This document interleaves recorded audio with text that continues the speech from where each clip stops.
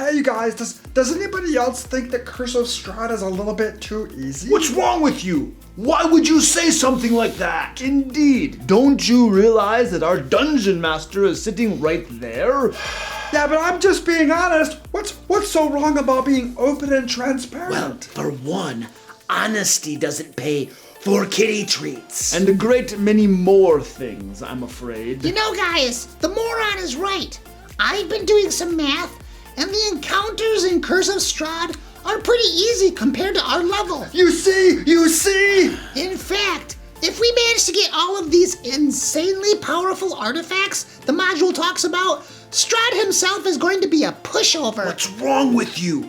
Can't we talk about this later? Perfect, just what we need. And now our dungeon master is going to beef everything up. But you guys, this is Curse of Strahd, an iconic module. A story of horror in a land full of fell and dread beasts. Don't we want it to be challenging? No, not really. Yeah, I'd rather just steamroll everything. Oh, well, not to worry. There are even some NPCs in here the module says will end up helping us. Well, not anymore. I'm changing all of the encounters.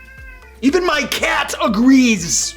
You see? I'm changing all of the stat blocks. I'm removing the artifacts. And the friendly NPCs are now helping Strahd. Holy crap! We're screwed!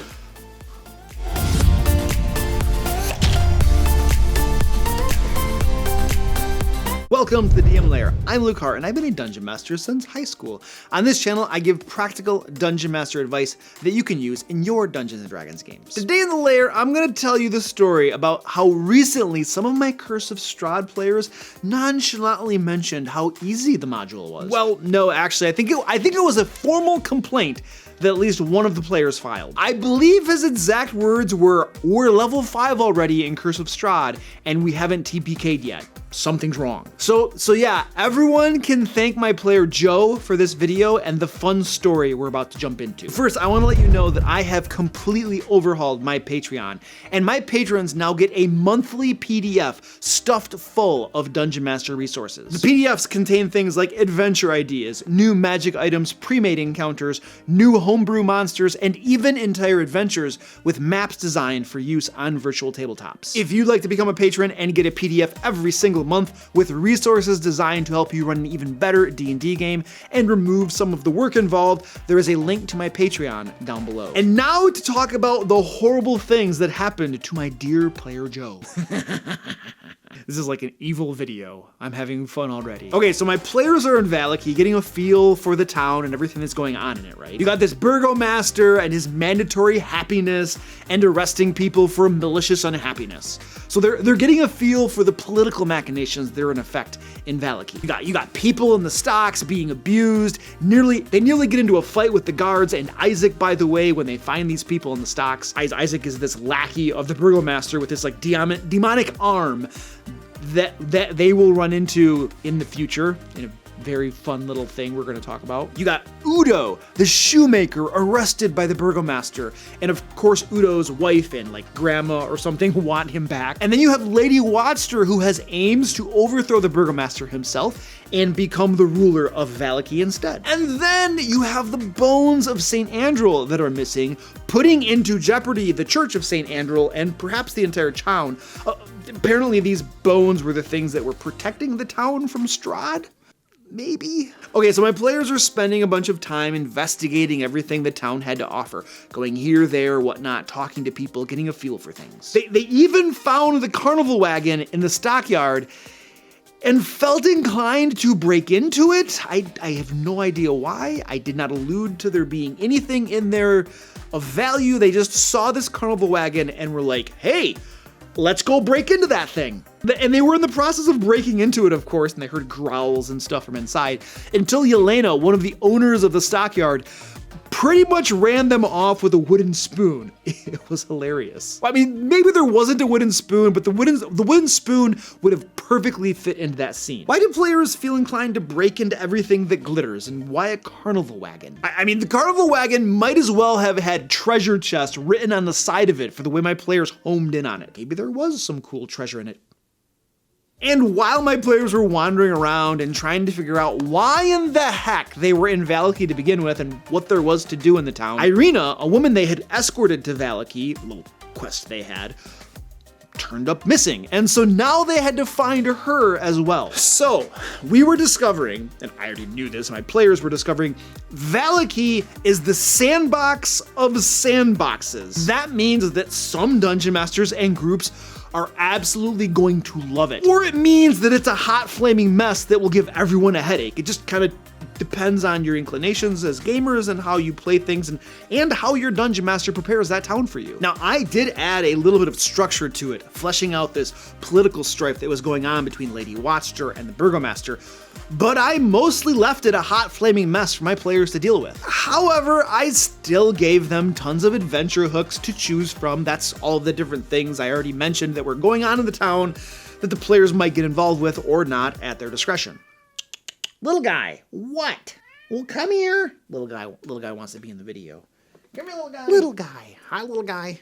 Hi, everybody. Say hi to the camera. I'm little. What are you looking at me for? He's so adorable. He's my little guy. So what this basically all boils down to for me is that as I was running this portion of the game for them, I was improvising a lot and improvising my game world and the NPCs in it and having to react to what my players were doing at any given point in time. Which means that Vallaki for me was a whole lot more work and more complex and challenging than running a simple dungeon. But it was quite enjoyable, I think, for my players.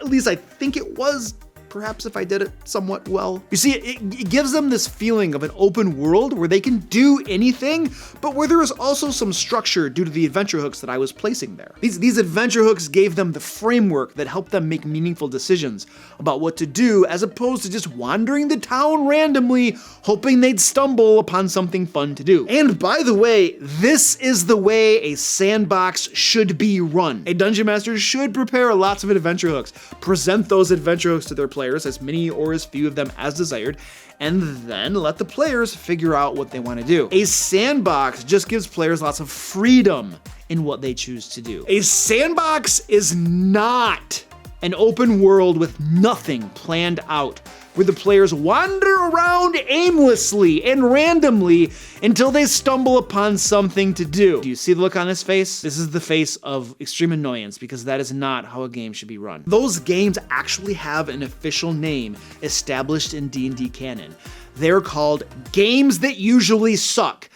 That's the official name. Thus, because a sandbox requires the DM to prepare a lot of stuff and improvise a lot, a good sandbox game is infinitely more challenging to run than a linear game. And I must mention, there is nothing wrong with linear games. Most of my games and adventures are quite linear. They are not railroads, because there is a difference, but they are linear. Someday, too, I'm gonna do a video about sandboxes versus railroads and give you practical advice about them, and not just long, eloquent stories that exemplify and romanticize them. Anyway, let's pull out of this rabbit hole, shall we? So my players decided to find the bones of St. Andrel due to an imminent threat by vampires or some such evil that were gonna attack the church or something if the bones didn't get found. I mean, the bones were protecting the church, but now they're missing, so it's a big problem. You should probably check into that. So they spoke with Father Lucian Petrovic. He suspects Malavak, I can't say these names, this temperamental groundskeeper and a gravedigger. But this Father Lucian also told Yesvka, the altar boy, about the bones as well. You see, the Father Lucian is just going around telling everybody about these bones that are very, very important, that shouldn't be taken away from the church because, you know, hey, the best kept secret is a secret you tell your altar boy. Because altar boys are never gonna go tell anybody else about these super special bones. It's never gonna happen. But this altar boy did tell the groundskeeper, yeah, it's a problem. Really, Father Lucian's the real villain here. He should have just been taken out back. Anyway, my players speak with Yezkova and found out that he had told Melavak. They find Melavak out in the rain digging a grave. They threaten and intimidate him into revealing that he did indeed take the bones, and then he sold the bones to Henrik Vandervoort, the coffin maker. We got grave diggers, we got coffin makers, altar boys, and fathers that just go around telling super important secrets to anybody, it appears. By the way, they did come very close to killing Vallaki, I must add, the gravedigger. I think I portrayed him as being this evil, troubled lad or something, and ended up getting my player characters rather upset with him. I think they came this close to killing that kid. He's like an adolescent, but yeah, he was very close to getting his neck on the chopping block. In fact, they might go back one day and kill the gravedigger, wrapping up loose ends, you know. Okay, so they go to the coffin maker and begin another interrogation. At first, Hendrik will tell them nothing, but Meridon, the barbarian, starts using these strong-arm tactics. He's a barbarian, and manages to extract information from the coffin maker, who tells them that the bones are upstairs on the second floor in a storage room. Okay, so quick pause here. I homebrewed this part of the module pretty heavily and changed some of the details. Now, the bones were supposed to be in Hendrik's bedroom and easy to retrieve. I thought this was kind of lame. I also had my player Joe's incriminating words about Curse of Strahd being too easy ringing around in my head, so I wanted to make this storyline more challenging than a quick interrogation followed by an easy retrieval of the bones. So my changes were that Henrik didn't actually have the bones. He had sold them to Ernst Larnick, a shady man who works for Lady Watchter, one of the high-ranking nobles in the town. I mentioned her before. Now, Lady Watchter wants to dispose of the current burgomaster and rule Vallaki herself, so she was having Ernst get the bones from St. Andrew's and plant them in the burgomaster's home. The plan was that when Vallaki was attacked by minions of Strahd because the bones were no longer protecting the town, and then it was found out that the burgomaster had the bones, well, that would tarnish the burgomaster's name and help Lady Watchter assume control of the town. So there was this whole political machination thing going on behind the scenes. So Lady Watchter orchestrated the entire thing and even had her good-for-nothing drunkard sons give the adventure hook of retrieving the bones to my players. Now, back to Hendrik. He didn't have the bones, but he didn't want to give up Ernst and get in trouble with Lady Watchter either. So he tells the characters that the bones are up in the storage room upstairs. Now, Henrik knows about something horrible dwelling in that room, though not exactly what, and hopes they'll kill the characters when they go up there. But Meridon decides to force Henrik to go up there with them, and Henrik completely freaks out, not wanting to die, and reveals the truth, that Ernst has the bones. At this point, my players have no idea what to believe because Henrik has changed his story so many times now.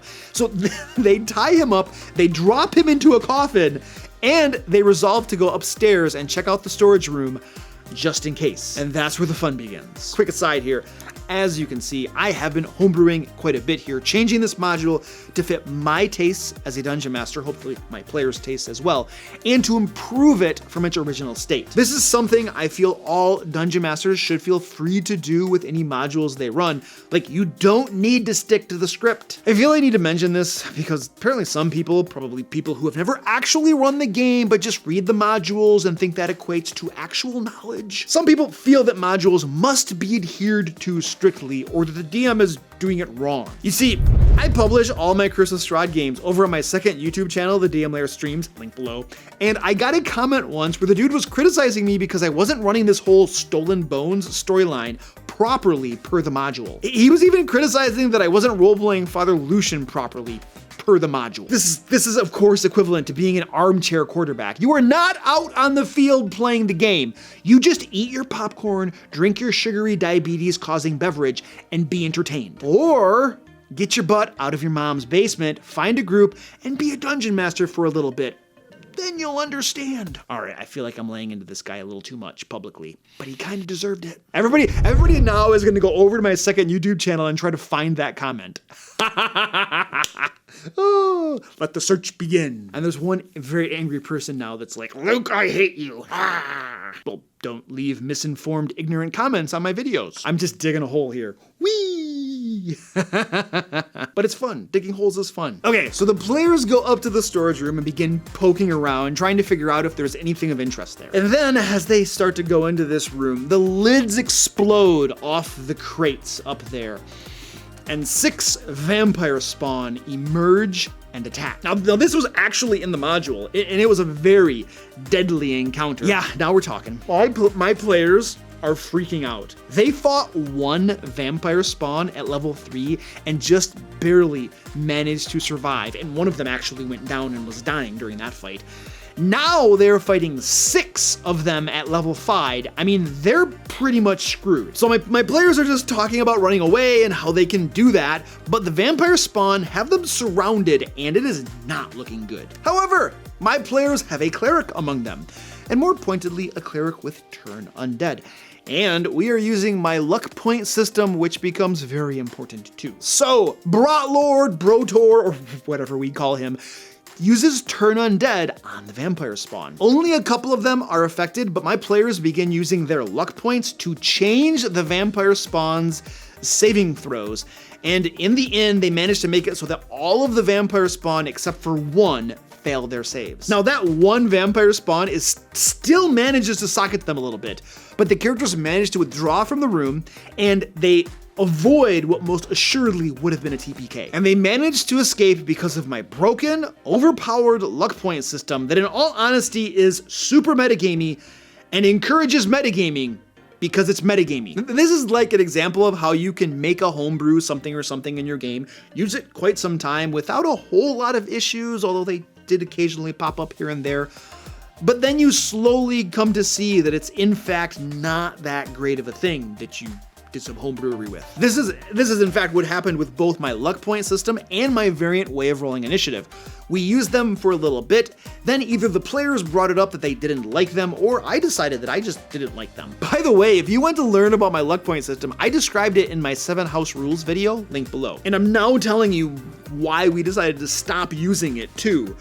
So go watch the video, learn about what it is, but then, remember that we decided not to use it too, because I think that's important. Anyway, my advice here is to kill your darlings when you need to. Don't cling to things you create when it becomes clear that they aren't working and that your system did not, in fact, improve upon the core rules. See, I have this habit of criticizing wizards and saying they suck in one breath, and then whoop, whoop, whoop, whoop, whoop.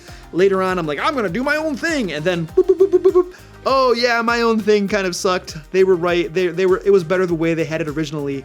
Okay, cool. It's okay to admit when you're wrong and go back and change things. Be willing to throw your precious ideas away when they're not working. That's the golden rule here. So after that vampire spawn encounter, we tweaked my luck point system a bit and kept on using it. However, recently I finally decided that it would be best to discontinue use of it. And now we've gone back to using the standard inspiration system, though I do allow my players to stockpile up to 3 inspiration at a time. Anyway, my players managed to track down Ernst, get him to reveal that the bones are in the burgomaster's house, and even convince him to sneak up into the house and retrieve the bones for them. Then, with the bones in hand, they return to St. Andrew's Church and become the heroes of the town. Now, I know what you're thinking, that just seems a little bit too easy, just do some talky-talky and then get the bones.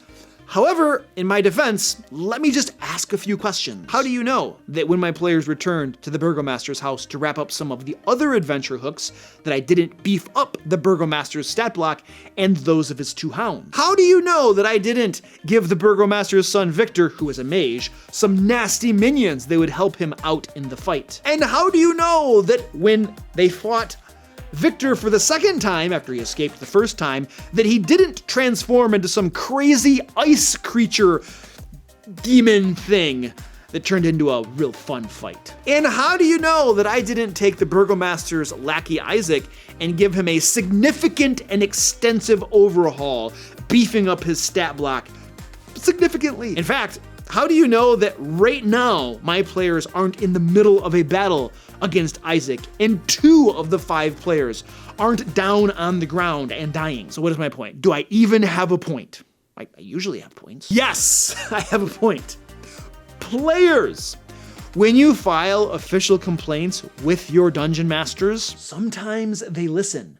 So be careful what you complain about. Don't forget to check out my Patreon, where you can get monthly PDFs full of Dungeon Master resources, including entire D&D adventures. Next week, I'll be discussing running D&D at higher levels, but until then, click right here to learn about the horrible things that can happen when players don't know what their characters can do. And until next time, let's play D&D.